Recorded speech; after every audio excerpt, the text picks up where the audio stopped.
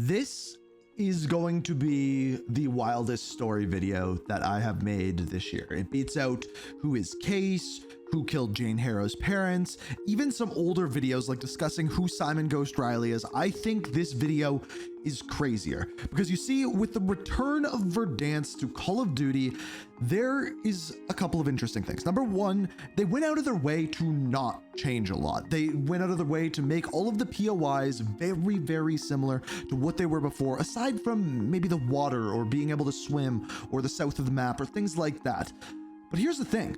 There is one thing that I truly believe they did not keep the same at all. In fact, I think they completely changed it, and that is the story. Now, I think we're going to find more information out about this because apparently with Season 3 Reloaded, they're going to start to add in intel, story, changes to the map.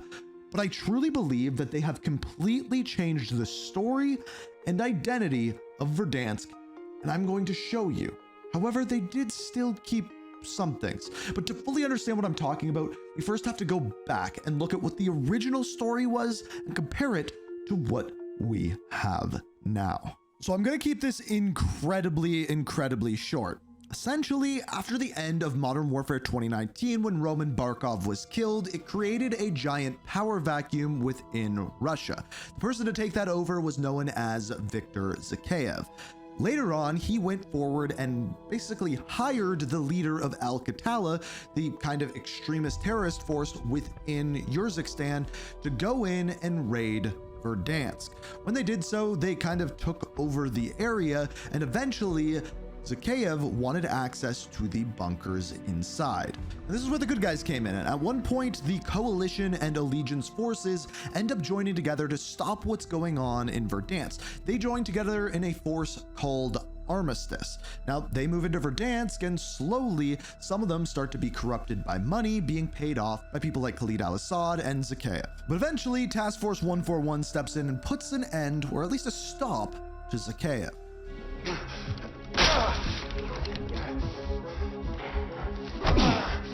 Victor. Captain Price. I am not surprised. You're a dead man, Zakhaev. I started a war. Killing me won't stop it. Oh, I won't kill you. But the fool will wait. All stations. Now, this is an interesting story because it ties together Black Ops Cold War, World War II, and of course, Modern Warfare all together with this little place called Verdansk in this tightly wrapped story. But what if I told you none of this ever happened? Well, that is where present day Verdansk comes in. Let me point out just a couple of things before we dive in deep. So let me ask you a question. Do you recognize this? This was a room from the original Verdansk. This was a room that contained a piece of intel in it that would essentially tell us that someone was being interrogated in this room by Al-Qatala. And guess what that flag is for? That is for a little known force known as Al-Qatala. Now, as I mentioned, with Season 3 Reloaded, we're supposed to be getting intel coming back, so we'll probably find out more about this then. However, if you go to this exact same room within downtown Verdansk now, within Warzone, this is what you will find.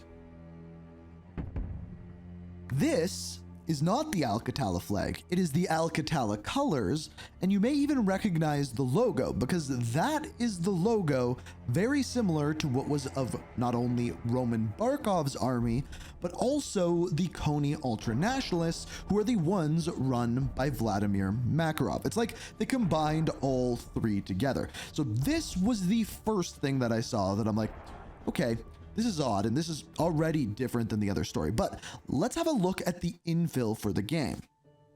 This is Tim the Tatman. Now, this is Tim the Tatman dropping in on the very first day of Warzone's launch. This is Armistice, the group that we talked about before. They're dropping in on Operation Rapid Sunder. That was the very first mission. It is day 96 in Verdansk, aka Kastovia, and the group you are playing as is Arm 4. So, Day 96 in Verdansk, Armistice. Keep that in mind. Let's go to today in Verdansk. This is me. I'm Inkslasher, and this is me today dropping into Verdansk. Pay attention to what it says in the bottom left-hand corner. It says Homecoming, Operation Reprisal, Day 5, and Verdansk Custovia. Now, conspiracy theory here, it says day 5. This is obviously before the other day. However, it is a new operation. What's weird is 96 minus 5 equals 91, which is the year that Black Ops 6 takes place. I know that's way out there, but I'm just throwing that out there. However, keep that in mind, as well as there is no mention of armistice, hinting towards this potentially taking place before OG Verdansk. Also, with that flag that we saw before being a little bit closer to Roman Barkov's mix with Al-Qatala, you could almost start to think that, okay, maybe this was before Kahlead Al-Asad joined with the Zakayevs and then were raided there, and that's why the Al-Qatala flag was there. So maybe that's why we see this different flag as well. It's because it's before the other events of Verdansk.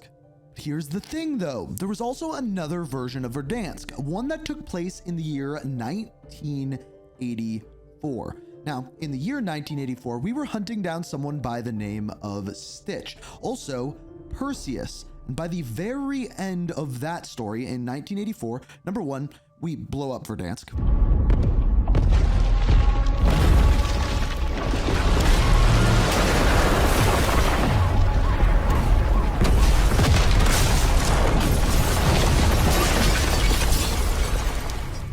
And then number two, we see a cutscene where we see number one, Perseus's grave, and we also kill Stitch.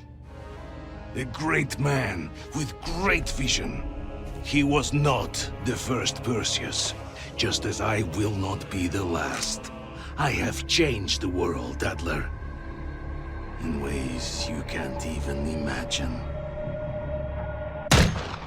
So that grave from that cutscene actually used to be on Verdansk, and in fact, if you go back to that same location now, that grave is no longer there, like it was never there in the first place. So are we taking place before the year 1984 on Verdansk? Well, no, because the stadium was starting to be built in 1984, and as we found out in Modern Warfare 2019, after the Cold War, East and West had to rebuild Verdansk. East and West rebuilt Verdansk after the Cold War. So maybe we're sometime in between 1984 and 2019, maybe even 1991. That would make sense, right? Well, no, not really, for a few reasons.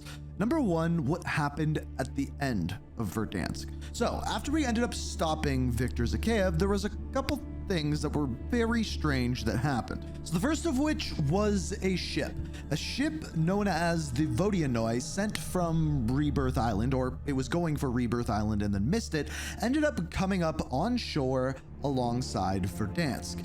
This was a ghost ship.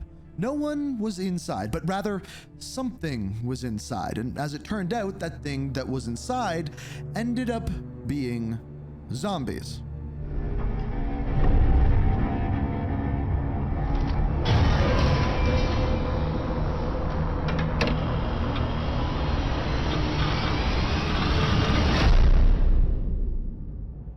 Now, this was something we never knew whether or not it was canon with the original story, whether it was part of the Kahlead Al-Asad, Viktor Zakayev story, but it happened.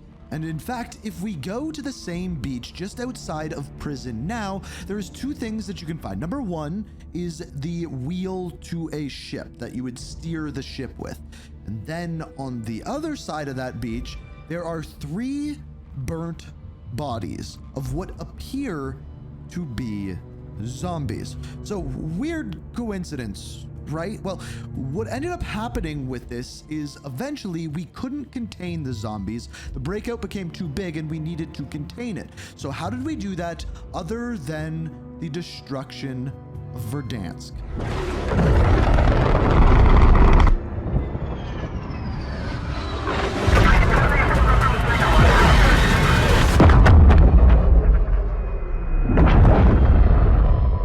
So this is the destruction of Verdansk.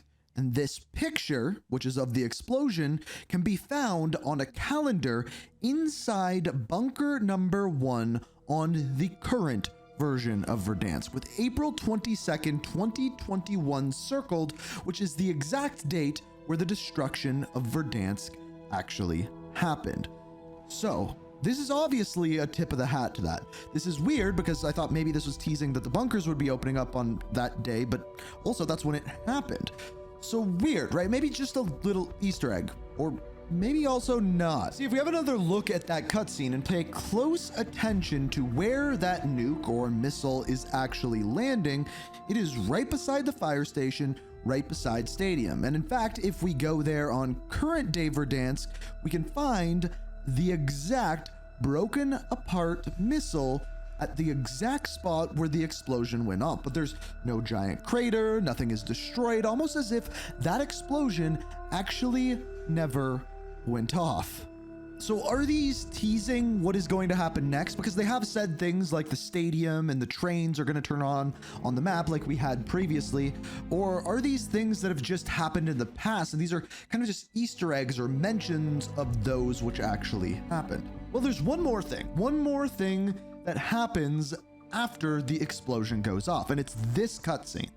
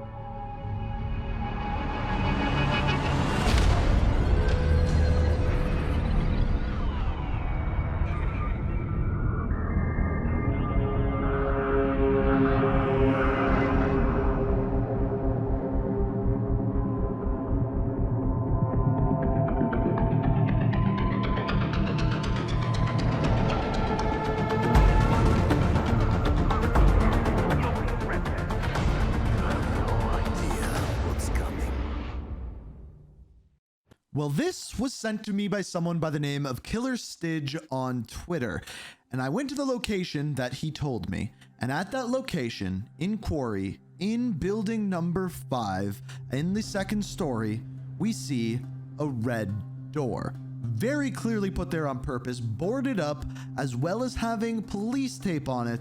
They are there as well. So is this their way of tipping their hat and saying, you know, these nukes, these boats, these doors were never really going on. They were never really canon on the map. Or are they saying something else altogether? Are they saying that they're coming back? They're going to work them into the story? Well, the answer is we're not really going to know till season 3 Reloaded. But there's almost this weird thing going on of this like uncanny valley, how some things are almost the exact same as they were before, but still a little bit off, like the flag, the Al-Qatala flag that has changed just a little bit. And in fact, I found these posters strewn about Verdansk that almost looked like they were there before, but I couldn't find any evidence of them being there. It's with the Stovia logo and saying we are fighting against terror. Almost as if there's another war currently going on, another story that we're about to be told. And these breadcrumbs that were left behind, the nukes that may or may not have gone off, the boats that may or may not have shown up, the doors, specifically red doors that we may or may not have jumped through. It is almost as if though we were going through this wild fever dream on Verdansk. Maybe even a COVID fever dream. But maybe it was just all in our heads. We've got a job to do.